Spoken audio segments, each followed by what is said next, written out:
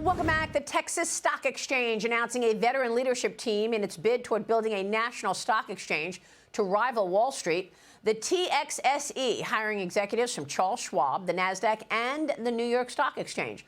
Former Texas governor and former U.S. Energy Secretary Rick Perry also named to the board.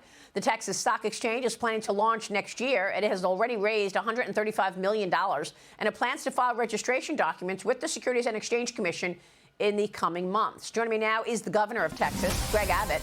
Governor, great to see you. Thank you so much for being here. And I know you celebrated the Texas Stock Exchange at the governor's mansion in Austin yesterday. You've been talking about a Texas Stock Exchange for a long time. Tell us about it.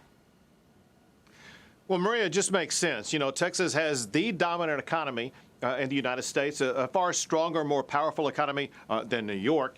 We have the financial infrastructure in place already. Texas has more workers in the financial sector than the state of New York has. One thing that's essential to a stock exchange is to have a robust data centers.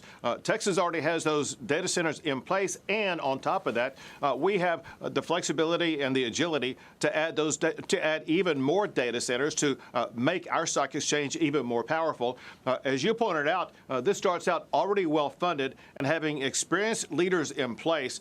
All the pieces have come together, and with this stock exchange going at a rapid pace, it hopefully will get SEC clearance next year, begin trading later on next year, and then listing stocks the year after that.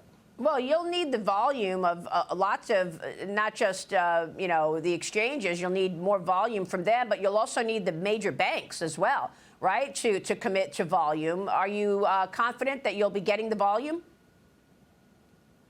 So, Maria, the major banks are the investors, part of the investors in the exchange already. So the highest volume trading banks in the country are investors in this project. And so they will be providing the volume to get this thing going at a robust level from the very beginning.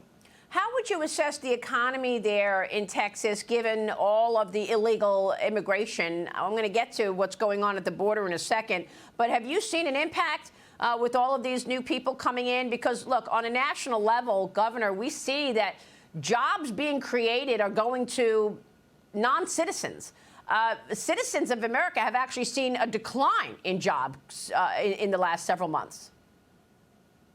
So, Maria, in Texas, over the last month and over the past year, Texas has added more new jobs than any other state, and they are going to Texans or people who are moving to Texas from other states. What we've done on the border in the state of Texas, we have decreased illegal immigration by 85%. Those who do show up, they're moved to other states across the country. So we're hiring Texans, putting Texans to work, as well as Texas is attractive to people from other states, and they're coming here for jobs. But there is no state in America that has more new jobs better than the great state of Texas. Well, what you've done in terms of the economy and certainly allowing, you know, job creation for citizens is just stunning as you actually hold the line on illegal migration.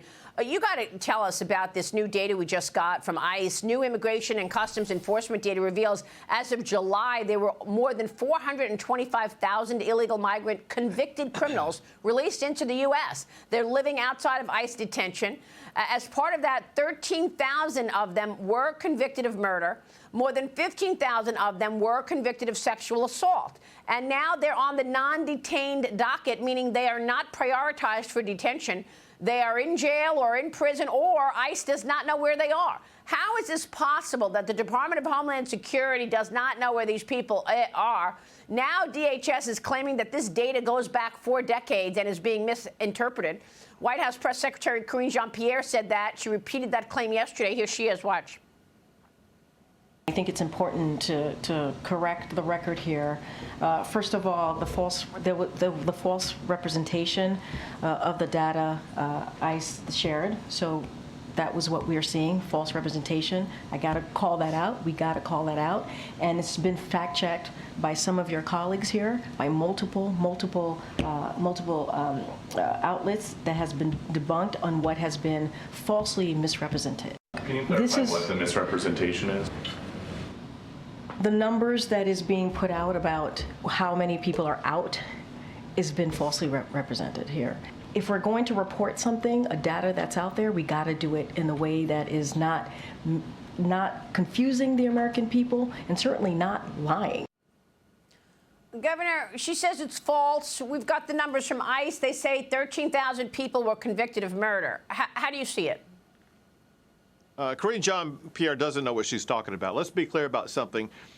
What you said is exactly right, and that is there have been thousands of dangerous criminals who were apprehended at the border, processed by Border Patrol. ICE knows about them, and then they were released by Kamala Harris into the United States of America.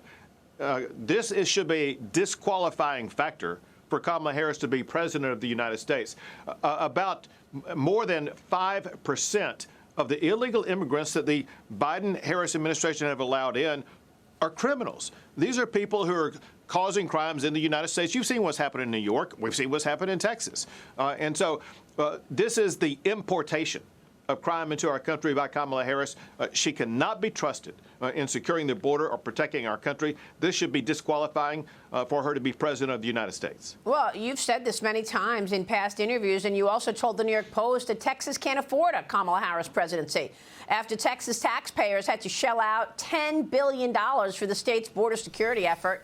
You've recently announced a reward of up to $5,000 for any information leading to the identification and arrest of members of the Venezuelan gang Tren de Aragua who've been or are involved in criminal activity in Texas, not to mention harassing people in Colorado, trying to do the same thing in El Paso. What can you tell us about this Tren de Aragua gang?